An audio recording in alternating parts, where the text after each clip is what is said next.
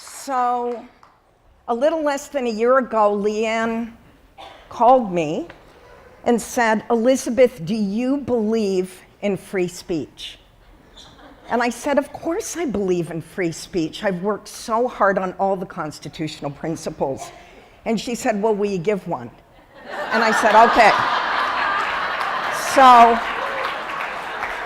in becoming leaders, we all have a journey. So, one thing I am clear on is that I came into this world as a little tiny lesbian. And honestly, if you put a little tie on me, I kind of look like a lesbian who texts, even at that age. My journey was that I was crystal clear I was a lesbian from a very young age. And this is evidence that I continue to be a lesbian right here.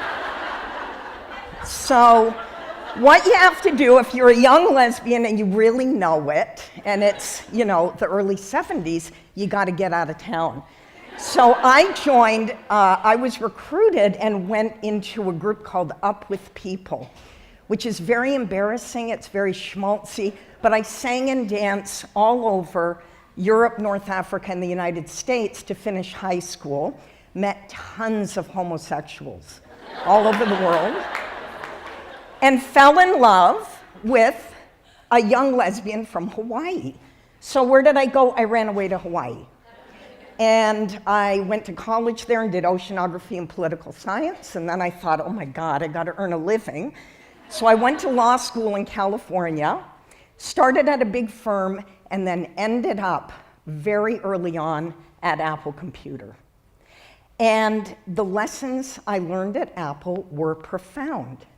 And if you go back to the purest interpretation of Apple at the beginning, there's lots of things we can analyze in today's world. But back then, what attracted me was the notion that you can take the power of a UNIVAC, a gigantic mainframe that only the military and a few elite corporations had access to, shrink that down and put it into individual hands. And to me, that was revolutionary. That was a very gay idea. So you can see right there, I sat with Steve and picked out the rainbow. No, I'm kidding, I didn't. So a lot of the lessons learned at Apple came into the Human Rights Campaign, where I spent a decade. And don't be deceived, like right there, I'm making him laugh, but I'd take his picture down and stomp on it and then stick it back up. And these were very, very tough years where the Republicans mostly controlled Congress, and we worked a way to eke out at least a sense of fairness, and we leaped over Congress to do things like the Corporate Equality Index and to change workplaces. We did FamilyNet. And anyway, we did a lot of stuff for 10 years, and then these two guys came along. And so it became very, very hard to do both. But you can see here, we fed them. We gave them all kinds of juice boxes and tofu and stuff, and they grew. And that's what happens. So I have these beautiful 17-year-olds today. And today it comes full circle because what I do now, post-Human Rights Campaign, is I build stuff. I have a construction company and do commercial real estate, and I build stuff like that. So, here's the thesis of my talk, and I have to go really fast because I didn't get it with 10 minutes. I'm not an engineer. I don't have the kind of brain power that a lot of you do. You're listening to nuclear physicists and all of that. I'm a lawyer, so not as smart, so I didn't get the 10-minute thing. But here's the thesis. You are a gifted people because of how you've grown up and who you are. You're absolutely positioned to transform this planet. All you have to do is understand it because you are living at the edge of an explosive renaissance that's in our midst. Hey, Leanne, could I get water? So, here's the rocket fuel of the, thank you. This is the rocket fuel of the gay movement. It's coming out. It is that we all had to come out, break back out of a shell, and discover our own truth, that we're queer, we're different, we live at the edge, we can peer in at culture. And that is one of the gifts that has made you different. There was extraordinary lessons at Apple, and I described that putting that power into the hands of the individual. But when you go way back into history, and I'm going to take you back and bring you forward very, very rapidly, when you peel back movements, major innovations, and great leaps forward, you'll often find LGBTQ power at the center. So at the very edge of culture long ago, we were tribal, we were surviving. People had to eke out food, find furs. It was just to have sustenance. It took scratching out an existence from the earth. I have to take this top off now. If you'll wait a moment. Okay, there. Okay. So let's go back to the caves of northern Spain from 29,000 years ago. So in the middle of everybody else doing hunting and gathering and subsisting, and babies being born and dying and winters, someone had the idea, I think I'll go into a cave, spend time figuring out how to create ancient dyes that will last to this day, and I think I'll make sure my hand, my imprint, gets put up into the universe forever. Now, if that was not a queer kid, I don't know what else, right? And then you come forward, and what you can see now is it's beyond subsistence, and the inks and so on are getting more sophisticated, more elaborate, and so is the art. And then you flash forward to the Renaissance, and now you get frescoes that are exquisite. These were the first two known lesbros, Leonardo da Vinci. And it wasn't just about art and frescoes, it was about invention and ingenuity and innovation. And this is where this gay men, when they go like that, it came from here. That was Michelangelo. And then you get the David. So you get this explosion of homosexual power because the Medicis basically tolerated it in Florence in the 15th century. So this applies to movements in our nation as well.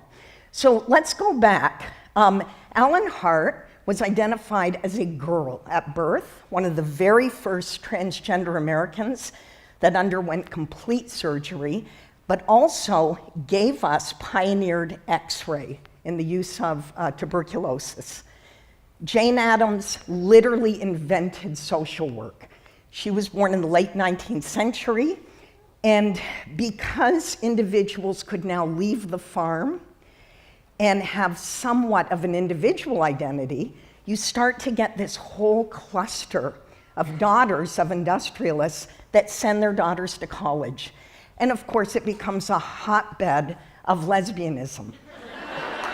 They're all touching each other, the petticoats are flying, and they sure don't want to get married. So what they do is do things like invent social work. Jane Addams founded Hull House and cared for immigrants early on, helped people learn English, and a whole wave of women did this.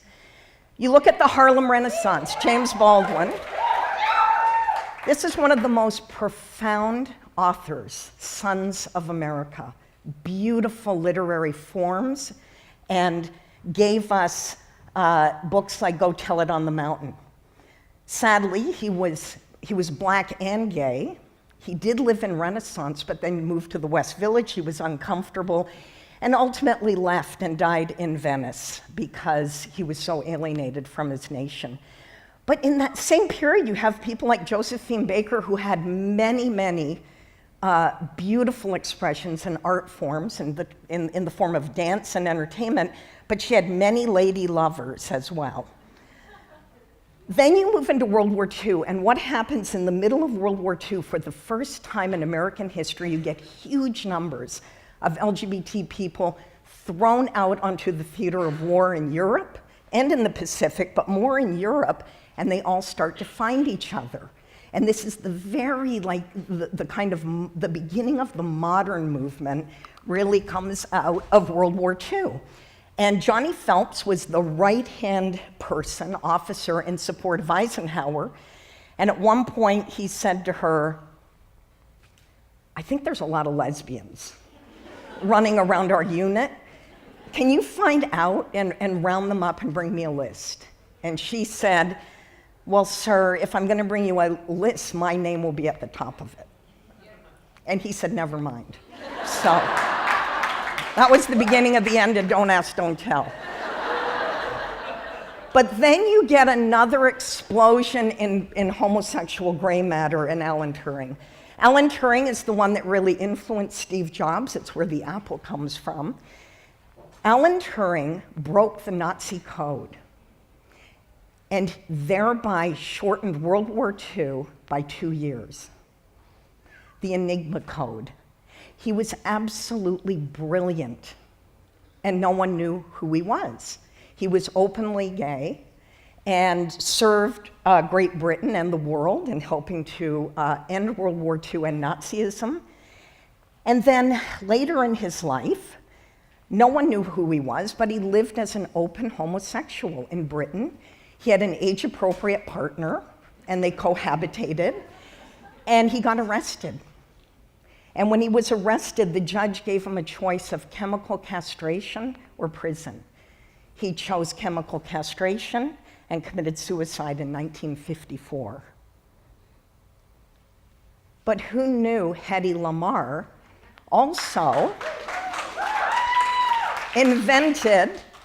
was a co-inventor of a frequency hopping technique that becomes the basis of Wi-Fi. But her motivation was in fact also to break up Nazi signals. And I don't know if she was a lesbian, but I would have dated her. I think she's cute. Then you look at the civil rights movement, the black civil rights movement in this country, and one of the unsung heroes that we should all know, we should know as much as we know George Washington or Beyonce, we should know Baird Rustin. Baird Rustin is the one who invented and organized and brought the 1963 March on civil rights and jobs to Washington, D.C. He was the right-hand person to Martin Luther King and really was the modern architect. He taught Martin Luther King about pacifism and about nonviolence, and he is one of our treasures. Barbara Jordan, who was the conscience of democracy, of the Constitution, of the Democratic Party. She was a lesbian her whole life, had a very, very long relationship, but no one knew until she died. It was in her journal. And then Sally Ride. Now, if that hairdo, I would have known right away. But again, and this brings me to the point of the other gift that you all have. You're alive right now. You could have been born in 1900 or 1906. You could have been condemned to a life of hiding and torture and just emotional upheaval and kind of twisted insides all of the time, but you're alive now. And you're in the most powerful industry in the history of humankind. You are so uniquely situated to solve what ails our planet. So this is an extraordinary time. Now, if you're born gay, you get your own show. They assign it at birth. Entertainment, we're seeing a renaissance. Sports. This man I adore, President Obama. Thank him for the rest of your life. He has transformed policy for LGBT Americans. I worked in the basement as a mole, I don't know if you know this, at the Pentagon for 3 years after HRC, helping Admiral Mike Mullen with the end of Don't Ask, Don't Tell. And I don't get a lot of credit, but I was their sounding board and had to remain in secret. And there's Edie. Look at Edie. Now, one thing I'll say about Edie Windsor, she was also very cute. Like, she had brains, gray matter, coding, but they were so attractive as a couple. It was like Georgie Girl or something. Very nice. And we're in a transgender renaissance. So we're in an extraordinary time. So I'm not going to be shy about this. I don't know if lesbians who tech have a 501c3 status, so this is not reflective of them. I'm not going to say just vote. Are you out of your minds? Vote for Hillary Clinton. Do you know what is at stake? Our future is at stake. So I want to challenge you in a few ways.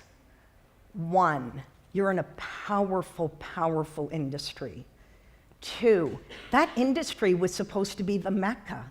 It was supposed to be the new world, a utopia that would be really diverse and inclusive and give opportunity and be kind of an ecotopia, springing out of Silicon Valley. That's what it was supposed to be. Many of those CEOs are white men. Many of them are Republican. You have work to do. And you cannot be driven by money alone. And there's a new thing called the B Corp, which is called a benefit corporation, where now you can take into account things like the environment and the effect on humanity rather than just the bottom line and shareholder value. So get out and vote. We are in a terrifying time. It feels like the Weimar Republic to me. It feels like a disruptive time like in the 1930s. And it's going to take your brains and intuition and innovation and ingenuity to take us to higher ground. So just to review the gifts, when you're born gay, you're awesome. And if you're born lesbian, you're better, okay? You could have been alive at any time, but you're alive right now. And you can bring everything from this technological revolution to help save our planet. Coming out, be so grateful that you had to find your truth because it made you who you are. It made you blossom, go into rebirth a second time. And know when you lead, you're leading for everybody. And so go take the world to higher ground. Thank you.